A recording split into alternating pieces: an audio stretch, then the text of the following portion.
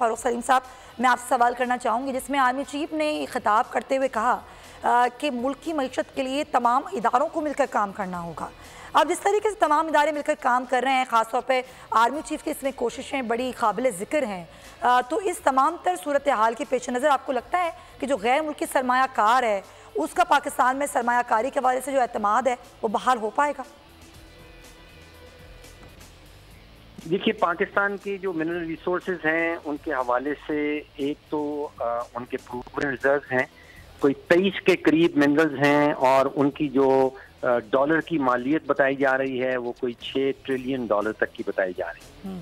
अब सोचने की बात ये है कि ये सारे मादनी ज़खायर जो हैं ये तो जब से पाकिस्तान आज़ाद हुआ है उस वक्त से पाकिस्तान के अंदर मौजूद हैं। बिल्कुल। फिर हम इनका फ़ायदा क्यों नहीं उठा सके, ये असल सवाल बनता है। और उसका अगर जवाब ढूंढने के लिए निकलें तो एक तो बहुत बड़ा इशू जो है वो टेक्नोलॉजी का है। शायद पाकिस्तान के पास वो टेक्नोलॉजी अभी एग्जिस्ट नहीं करती जिससे हम मिनरल रिसोर्सेज का कोई इकोनॉमिक फायदा उठा सकते हैं। तो टेक्नोलॉजी तो बाहर से ही लानी पड़ेगी। दूसरा इशू है कि जैसे रेकोडेक का अगर मामला आप सामने रख लें तो $700 मिलियन जो है वो बैरिक गोल्ड ने और अंटाफागोस्टा ने खर्च किया था सिर्फ उसकी एक्सप्लोरेशन के लिए। उसके बाद $2 बिलियन मजीद दरकार थे अगर हम रेकोडेक से कोई फायदा उठाना चाहते हैं। तो वो जो डॉलर्स हैं जो दरकार हैं वो ना हुकूमत बलूचिस्तान के पास थे ना हुकूमत पाकिस्तान के खजाने के पास थे। तो हम डिपेंडेंट थे कि कोई बाहर की कंपनी आएगी तो ये काम कर सकती। फिर जो कुछ पिछले 7-8 सालों में हमने 2 बड़ी जो माइनिंग कंपनीज हैं जिसमें बैरिक गोल्ड है जो कनेडियन है और चिली की जो अंटाफागोस्टा है, उनके साथ जो हाल किया, उनको वर्ल्ड बैंक में जो हमारा कई साल मुकदमा चलता रहा। अब माइनिंग कंपनी जो हैं वो दुनिया भर में बड़ी वाली जो है वो दर्जन भर से ज्यादा नहीं, तो बात कहीं छुपी नहीं रहती, सब आपस में बातचीत करते हैं और उसके नतीजे में जो एतमाद है पाकिस्तान के ऊपर, पाकिस्तान की हुकूमत के ऊपर, वो बहुत गिर गया था।